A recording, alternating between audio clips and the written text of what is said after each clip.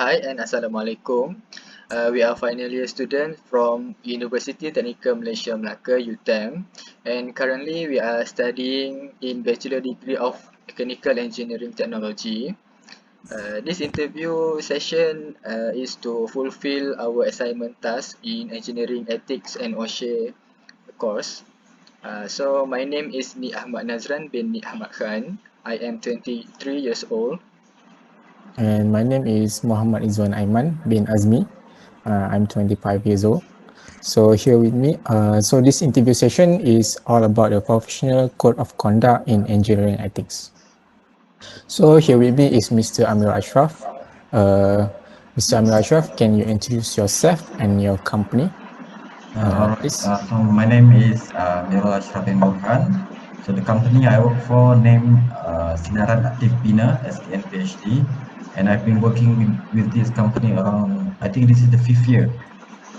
My company is a G5, is a G5 contractor, which involved in various fields of construction field, I can say. So the first question is, how well do you know about engineering code of ethics? Well, if you ask me, I can say my knowledge towards this engineering code of ethics is well enough for me to actually practice it to the place that I work for, which means I think the content of the code of ethics itself is the one that I've been implementing in the project that I am responsible for. I know quite well for this code of ethics of engineering.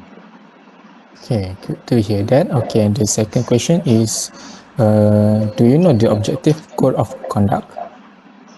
So the first Yeah. one is, I believe this code of conduct is actually to provide us, the staff that understands what are the rules and the policies that has been implemented in the company, so that we as the employee can maintain can carry our work according to the set of rules and without having any misconduct that can cause us that can cost us our career. Yeah, thank you for your answer. Okay, since you are an experienced engineer, can you, what is an important ethical issues in engineering or technology that we should all care about? The importance of the alright. To me, there are many. One I can say here is actually we as the employee should follow the guidelines in order to maintain our good behavior. So I think that that's the very main reason, or that's the three reason why I think this conduct is actually very important to to be implemented in the company, and the employee must have a good understanding of it. So next question is, how you handle these employees that who do not follow safety regulations? If any employee made any mistake or misconduct or any wrongs that going against the company policy or conduct, we as the employer, the first thing that they should have been done is giving a proper advice, or maybe we can write them a warning letter, so that they actually have a very so that they're aware that they are being watched by the company management, and so that they do not do it in the future. Right. Last but not least, the Code of Conduct of BEM talks about a registered engineer to certify work only if he has supervised, witnessed, or inspect such work.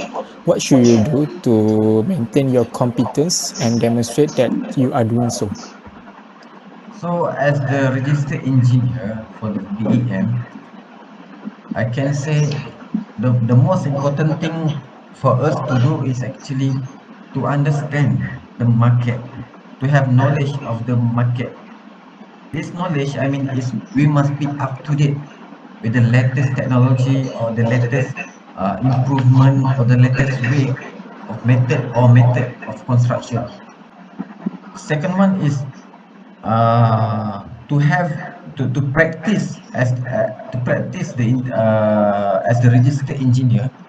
We by from time to time we must at least choose our specific interest, or I can say we can entity specific knowledge for us to acquire as the practice engineer, so that we are able to understand the more deeply of the industry, and we can plan our business strategy or whatever that we need in order for us to service the society. I think that's it. Okay, such a good answer. Okay, I think this is it for our interview. Thank you, Mr. Amir Ashraf, for your time and your absolute knowledge. And again, thank you so much, Okay, Mr. thank Ashraf. you. All right, no problem at all. Okay, see you. Thank Okay. you. Is Mr. Azwazi. Mr. Azwazi, can you introduce yourself and your company, please? Okay, Assalamualaikum and very good evening. Thank you for inviting me for this discussion lah. Okay, so my name is Azrazik bin Fahrullah. So currently I am a validation engineer in one of the multinational company in Perak, which is in Taipei, which is my company is called Teleflex Medical. So we are a medical company lah. Okay. Let's go through the question. So the first question is, what is your view about the conduct of BEM? Is it relevant to practice nowadays? In my views, conduct of BEM is compulsory for engineer to register with BEM because this is allow them to legally work as either as a graduate engineer, professional engineer, and also a professional engineer with the practicing certificate. Next, how do you apply the code of conduct of BEM in your work environment? Okay, for me as an engineer, I only perform on service only in area which I are currently competent or under competent supervision. Besides, I also need to identify, evaluate, and also manage risk in my workplace.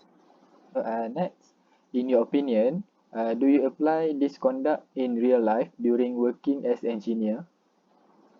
Okay, as engineer at my level, the example that I can give is such as I may only can sign or approve only for those engineering document that I have been trained to. Next, what do you think about practice engineer that reveals data or information without the prior consent of client?